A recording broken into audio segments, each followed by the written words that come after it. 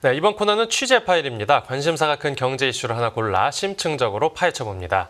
네, 지난주 세계 자동차 업계를 깜짝 놀라게 한 소식이 전해졌습니다. 현대차 그룹이 미국 제너럴 모터스와 포괄적 협력을 한다는 거였는데요.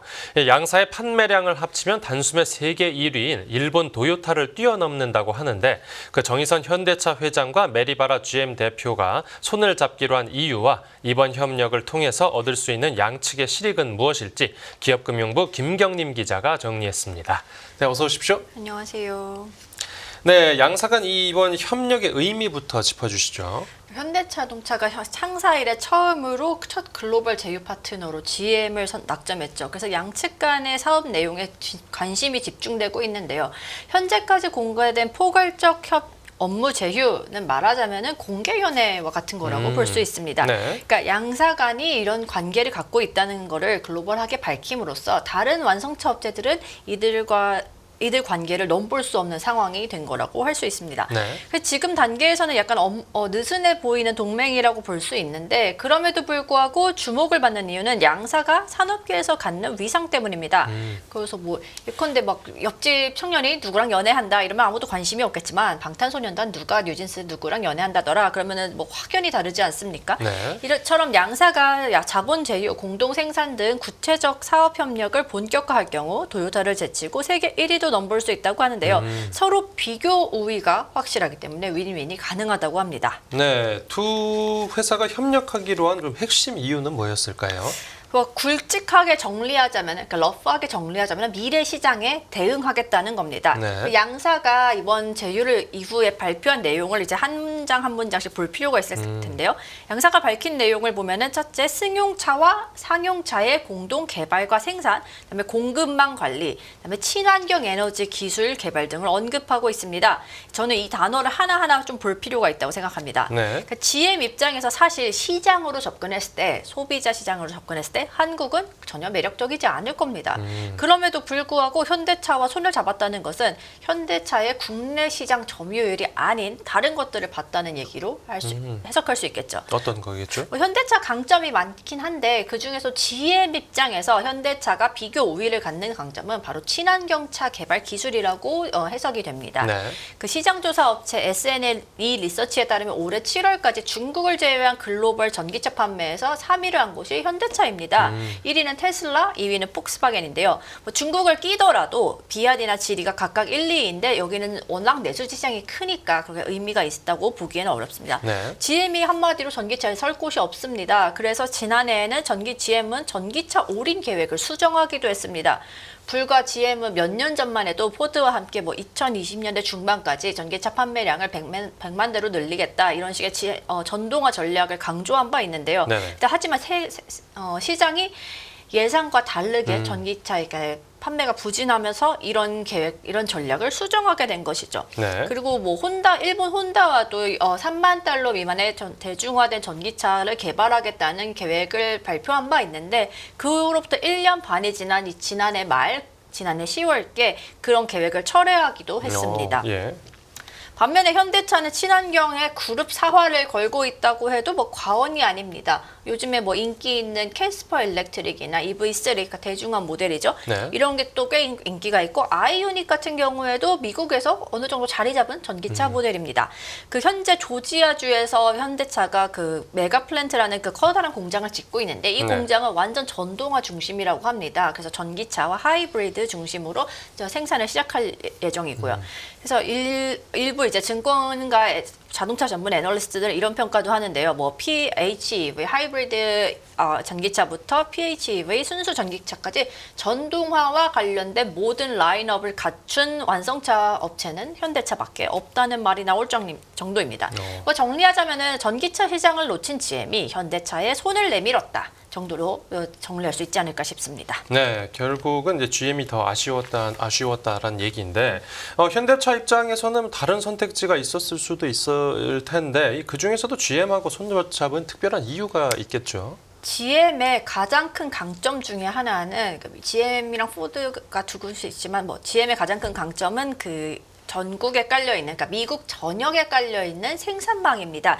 미국은 GM은 미국 전역 총 11곳의 자동차 공장을 갖고 있다고 하는데요. 네. 이 공장을 활용할 경우 미국 현지 시장 수요 대응을 비롯해서 정부의 요구들에 좀 더 신속하게 대응을 할 수 있게 되죠. 그러니까 이런 가능성을 감안했을 때 현대차 입장에서는 GM과 손을 잡는 게 꽤 매력적이었을 거라는 해석이 제기됩니다. 네.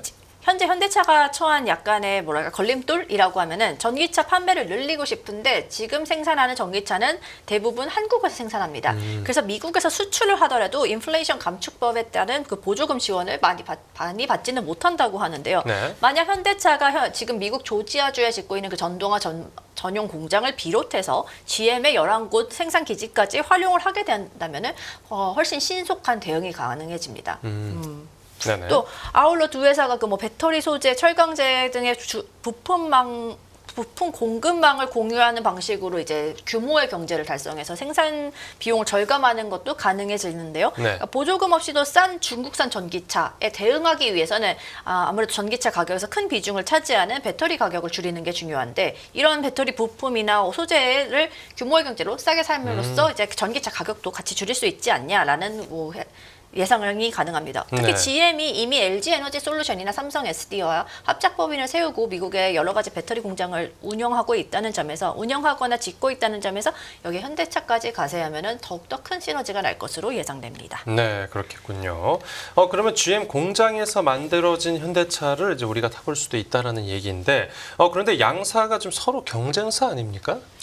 네, 뭐 꼭 그렇지도 않습니다. 이제 뭐 기사를 통해 많이 보셨을 거라고 생각되는데 언론 같은 데서 많이 언급된 이야기 중 하나가 바로 립 배징입니다. 네, 배지를 다시 딴다는 얘기죠. 네. 그러니까 즉 GM 차에는 현대차에는 GM 로고를 붙이는 전략입니다. 그 양사 발표문에 언급된 승용차와 상용차 공동 개발 및 생산이 이러한 맥락으로 해석되고 있는데요. 예. 그러니까 이걸 다시 풀어 읽으면 각자 강점이 있는 제품군에서 이득을 최대한 취하겠다는 말로 정리할 수 있을 것 같습니다. 예. 그래서 글로벌 통계 조사 업체인 스태티스타에 따르면 전 세계 상용차 시장은 2022년 기준으로 토요타와 폭스바겐, GM의 3파전이라고 할 수 있습니다. 상용차 혹시 뭔지 승용차 차이를 아시나요? 네, 승용차는 아마 승용차는 이제 일반 소비자들이 맞습니다. 타고 다니는 자동차고 상용차는 어떤 사업을 위해서 네, 타고 네, 다니는 네. 차량 아닙니까? 네, 맞습니다. 그 현대차는 그런데, 그러니까 미국은 사실 그 상용차, 뭐 픽업 트럭이라던가 이런 게 되게 큰 시장인데 현대차는 지금 거기에서 약 4위 정도에 그친다고 합니다. 그래서 그런데 GM은 이른바 북미 감성이라고 하는 그 픽업 트럭에서 강점을 갖고 있는데요. 그 뭐 미국의 영화 보면은 뭐 남부라든가 중부를 달리는 지역에 이제 트럭이 있고 이런 거 있지 않습니까? GMC의 시에라 같은 거. 네. 현대차의 경우 이게 현대차와 어떤 시너지를 낼 수 있냐 하면은 이 상용차가 최근에 현대차가 이 상용차를 수소 상용차를 만드는 데 집중하고 있습니다. 그리고 미국이나든가 글로벌 시장 입장에서도 먼 거리를 가야 되는 상용차가 수소 전지를 탑재하게 되면 훨씬 더 효율적이게 되죠. 그러니까 현대차의 친환경 연료, 즉 수소차 기술과 GM의 상용차 모델이 함께 시너지를 가장 많이 낼 수 있는 부분이 이 부분이 아닐까 싶습니다. 네, 그렇군요. 그러면 이번 완성차 동맹이 좀 이례적인 케이스로 봐야 되는 겁니까? 최근 그 미래 모빌리티 분야에서는 이게 아주 이례적이진 않은데요. 왜냐면은 전통 기업 간의 협력이 증가하는 추세인데 이게 왜 그러면 중국 기업들의 맹추격 때문이라고 볼 수 있습니다. 네. 앞서 뭐 말씀드렸듯이 전기차 시장에서 1, 2위는 지금 비아디와 GD가 하고 있습니다. 이에 대응하기 위해서 이제 전통 기업들은 손을 잡고 있는데 일본에서 다소 활발하게 일어나고 있습니다. 혼다와 닛산이 먼저 손을 잡고 여기에 닛산 지분이 34%가 되는 미쓰비시가 가세를 했죠. 그래서 전기차 및 차량 소프트웨어 등에서 이제 같이 공동 개발을 한다고 합니다. 그래서 토요타 역시 자회사인 다이아스 공업을 비롯해 스즈키, 스바루, 마쓰다 등 완성차 공급 및 기술 개발에 협력을 하고 있는데요. 특히 네네. 전기차 전원 기조에 맞게 신형 엔진을 개발하는 데 집중한다고 합니다. 아마 비단 일본 회사뿐만은 아니고 이제 유럽에서는 BMW가 도요타와 그다음에 폭스바겐은 미국 전기차 업체인 리비안과 협력 관계에 있습니다. 네, 지금 말씀해주신 사례들도 그렇고 또 이번 현대차와 또 GM 협력 사례도 쭉 이렇게 보면 미국이나 유럽 어떤 자동차 선진국에 있는 그 회사들이 이제 아시아 기업들과 손잡으려는 이유가 좀 전반적으로 친환경차 때문으로 보입니다. 네, 미래 모빌리티 맞아요. 친환경차 또 미래 모빌리티 분야에서 아시아 기업들이 상대적으로 잘 하고 있다는 평가가 나오죠. 네. 근데 저는 최근에 이런 일련의 현상을 보면서 영원한 1등은 없다. 그다음에 대영 제국이 태양이 지지 않는다고 했죠. 결국에 졌지 않습니까?